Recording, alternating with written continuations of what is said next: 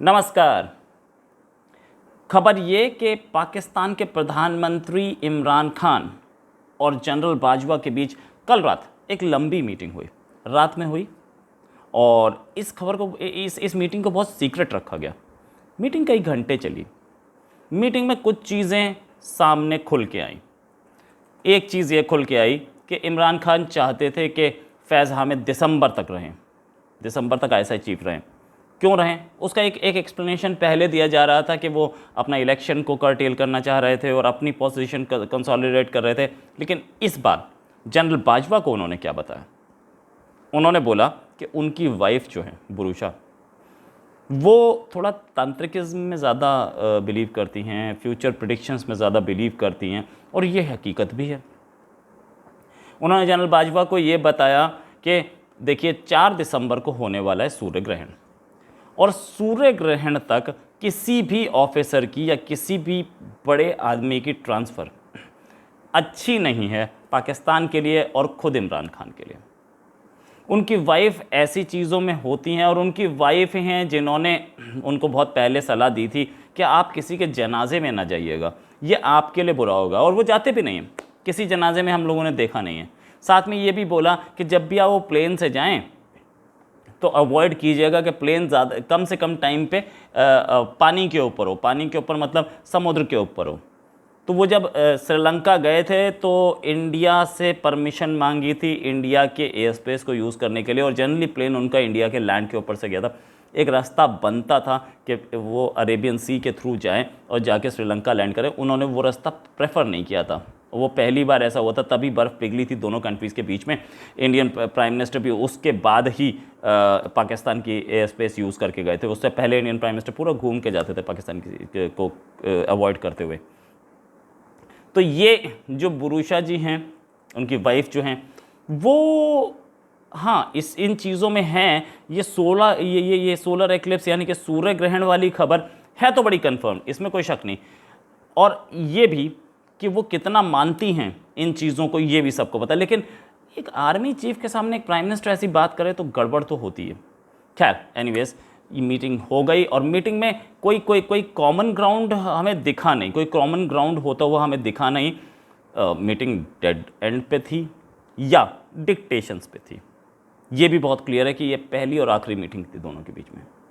और ये भी क्लियर है कि जो होने वाला है आगे वो रावलपिंडी से डिक्टेट किया जाएगा, ये भी बहुत क्लियर है।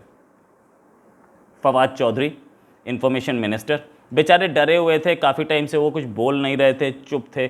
आज क्योंकि कैबिनेट मीटिंग हुई, तो कैबिनेट मीटिंग पे इन्होंने डिसीजन लिया, और कैबिनेट मीटिंग में बातचीत हुई, तो कैबिनेट की ब्रीफिंग होनी थी, उसे फवाद चौधरी साहब ने किया।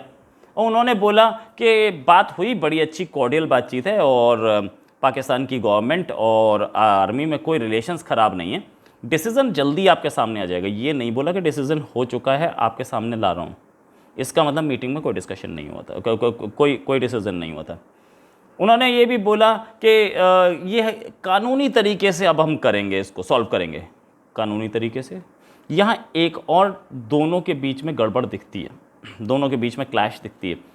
कानूनी तरीके से मतलब अब तक जो फैज़ हामिद और जनरल अंजुम का जो अपॉइंटमेंट था वो गैर कानूनी था।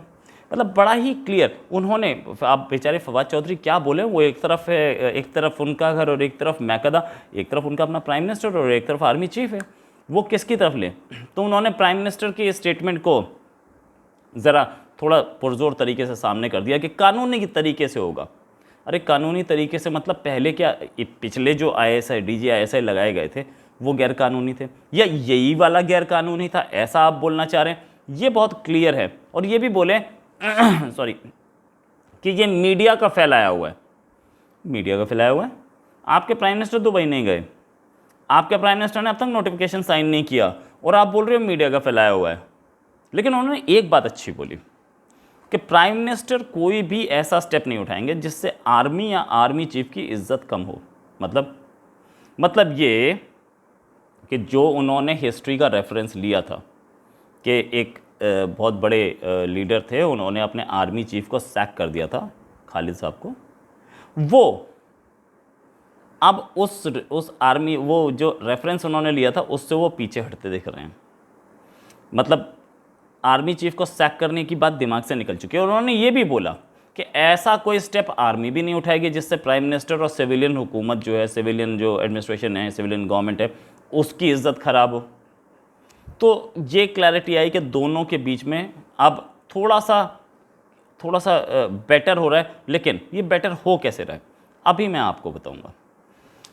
प्राइम मिनिस्टर ने बोला DGISI अपॉइंट करना ये प्राइम मिनिस्टर की प्रेरोगेटिव होता है, और ये उन्होंने भी बोला, फवाद चौधरी ने भी बोला।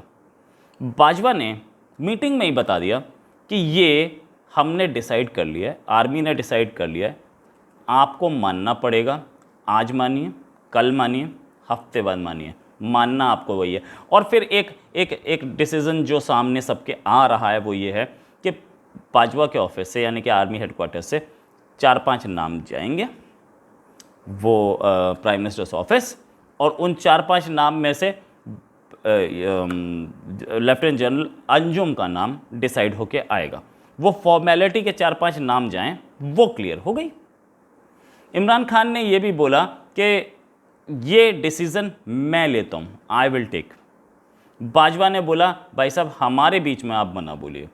तो ये तो बहुत क्लियर है कि कंसेंसस नहीं है। इनफैक्ट इमरान खान ने खुद भी कैबिनेट की मीटिंग में भी बोला कि ये इज्जत का सवाल है, ये हमारी सिविलियन एडमिनिस्ट्रेशन, सिविलियन गवर्नमेंट की इज्जत का सवाल है कि हमारे ये जो डिसीज़न हमने लेना है वो कोई और ले रहा है। तो अब ये तो बिल्कुल क्लियर है कि बाजवा यानी कि आर्मी चीफ पाकिस्तान में जो भी डिसीज़न लेते हैं उसको चेंज नहीं किया जा सकता। बाजवा असली पावर रखते हैं, ये तो सबको पता है ना। और एक चीज़ और, डिसीज़न किसके रिलेशन में लिया जा रहा है? फैज़ हामिद के रिलेशन में। तो फैज़ हामिद सबॉर्डिनेट किसके हैं, एम्प्लॉय किसके हैं? पाकिस्तानी आर्मी के। सारी पावर्स अपनी पाकिस्तानी आर्मी से लेते हैं, और वो भी खुद भी क्लियर कर चुके कि मैं डिसीज़न तो बाजवा का ही मानूंगा। क्यों? क्योंकि उनको नौकरी बाजवा के अंडर करनी है। बाजवा 1.5 साल में उनका करियर बर्बाद कर सकते हैं। तो ये जिस घोड़े पे वो दाव लगा रहे थे इमरान खान, वो लंगड़ा निकला। खबर ये भी है कि अजीत ये नदीम अंजुन लेफ्टिनेंट जनरल वो ही DGISI बनेंगे, और फैज़ हामिद जल्दी ही पेशावर की ओर रवाना होंगे।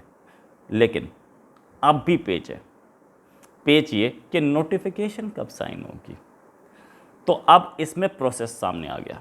अब सारे पाकिस्तानी जर्नलिस्ट जो हैं प्रोसेस समझाने लगे हैं, क्योंकि उनके सामने तो एक ही प्रॉब्लम है ना। उनके सामने ये है कि भाई हम आर्मी की तरफ खिलाफ बोले या गवर्नमेंट की तरफ खिलाफ बोले, किसके खिलाफ बोले।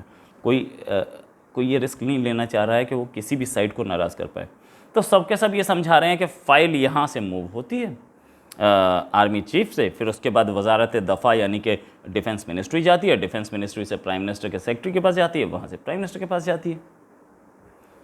ये पूरा का पूरा प्रोसेस तो पहले से पता था ना। तो अब क्या? अब ये होगा, फाइल तो जाएगी लेकिन काम कब तक होगा? प्राइम मिनिस्टर उसे डिले करने के मूड में दिख रहे हैं। वो 4 दिसंबर का सोलर एक्लिप्स तक तो नहीं हो पाएगा, ये तो पक्का है, क्योंकि बाजवा इतना वेट करने के मूड में नहीं है, और प्राइम मिनिस्टर इमरान खान उतना ही कराने के मूड में है। अब क्योंकि ये आखिरी मीटिंग थी, इसके बाद कोई और मीटिंग नहीं होनी है ऐसा हमें पता है। पता नहीं कल क्या बर्फ़ पिघले, फवाद चौधरी या शेख राशिद या कुरैशी साहब कहीं पे फिर से आर्मी चीफ से बात कर लें, सेटल कर लें, कुछ कर लें तो अलग बात। लेकिन ये अब तक की आखिरी थी, और इसके बाद कोई और मीटिंग प्रपोज्ड नहीं है, कोई और मीटिंग प्लान्ड छोड़ दीजिए, प्रपोज्ड भी नहीं है। मतलब कोई और होनी है ऐसा तय नहीं हुआ है, और ये भी नहीं है कि ऐसी कोई और मीटिंग की कहीं से आवाज़ गई हो कि हम मीटिंग कर सकते हैं एक और। तो फाइनली प्राइम मिनिस्टर का ये जो आखिरी मीटिंग थी, या पहली और आखिरी जिसे बोलें, लेट नाइट मीटिंग, उसमें ये तो बहुत क्लियर है कि प्राइम मिनिस्टर थोड़ा झुके हैं, थोड़ा अपना अंदाज़ चेंज किया है, लेकिन स्टैंड पर आ रहे हैं। दो चीज़ें अलग अलग नहीं हैं, लेकिन दोनों की दोनों अलग अलग हैं भी। मतलब अगर प्राइम मिनिस्टर झुकेंगे तो आर्मी चीफ की बात मानेंगे लेकिन प्राइम मिनिस्टर झुके हैं अपने उस अंदाज में कि हाँ मैंने कुछ स्टेटमेंट्स गलत दी होंगी, लेकिन ये मेरा जो ये डिसीज़न है ना ये सही है यार। मैंने हेड ऑन कोलिजन ज़रूर किया होगा, वो हो सकता है गलत हो, लेकिन ये डिसीज़न जो है ना इसे चेंज करना मुश्किल है। तो आर्मी चीफ बोल के आ गए कि मैं आपके पास 5 नाम भेज रहा हूँ, उसमें से अजीत अंजुम, सॉरी मैं बार बार गलती से नाम ले रहा हूँ, उसमें से नदीम अंजुम आप सेलेक्ट कर लीजिएगा और अब इमरान खान के पाले में गेम है कि सेलेक्ट कौन होता है। इसी के साथ एक और खबर के साथ फिर हाजिर होंगे। नमस्कार, जय हिंद।